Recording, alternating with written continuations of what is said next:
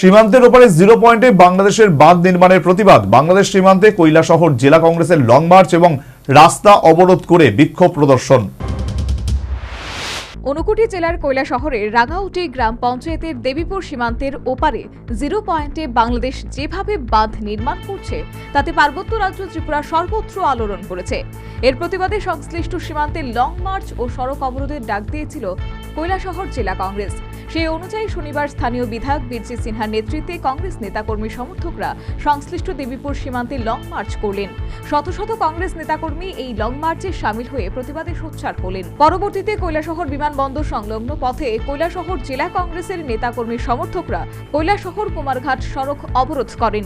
অবরোধস্থলের নিরাপত্তা কর্মীরা ছিল সতর্ক ও সক্রিয়। রাজ্যের মুখ্যমন্ত্রী মানিক সাহাকে বাংলাদেশের এই বাঁধ নির্মাণের বিষয়টি সরজমিনে প্রত্যক্ষ করে যাওয়ার ব্যাপারে অবরোধস্থলে নিজ ভাষণে আহ্বান জানালেন বিধায়ক বীরজিৎ সিনহা এবং কৈলাসহরে যে সমস্ত এলাকায় মনু নদীর বাঁধ দুর্বল ও জরাজীর্ণ হয়ে পড়েছে তা অনতিবিলম্বে পুনর্নির্মাণ কিংবা মেরামতের দাবি জানিয়েছেন বিধায়ক বীরজিৎ সিনহা। মহোদয়কে আমি আহ্বান রাখবো, আপনার পদস্থ অফিসারদের নিয়ে নিজের চোখে দেখে যান বাংলাদেশের এই পারে যে বাঁধটা। উনি তো শুধু ফটো দেখেছেন, কিন্তু নিজের চোখে দেখে গেলেই আমার মনে খুব ভালো হবে। এবং এই যে বাঁধগুলা যে মেরামতের প্রয়োজন উনি যাতে দেখে যান আমি আহ্বান রাখছি। আমি আজকে রাত্রেই ফোন করব মাননীয় মুখ্যমন্ত্রীকে, অনুরোধ করব উনি যাতে একটা সময় করে যাতে এই ইম্পর্টেন্ট জিনিসের বাঁধটা, কারণ সাংঘাতিক ব্যাপার।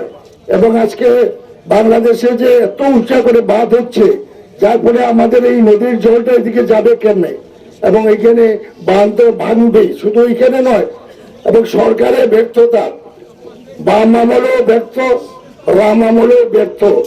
কারণ সেই কুমারঘাট থেকে কৈলাসহর পর্যন্ত প্রায় 100 কিলোমিটার বাঁধ, 100 কিলোমিটার বাঁধ, সেটা মেরামতের কোনো চিন্তাই করেনি।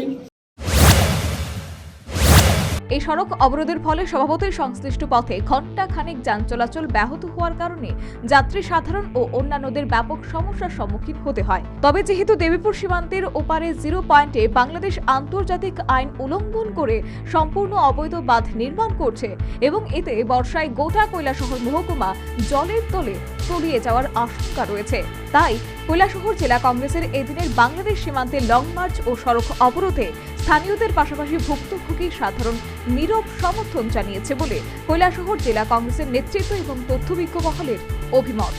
Bureau report, news vanguard.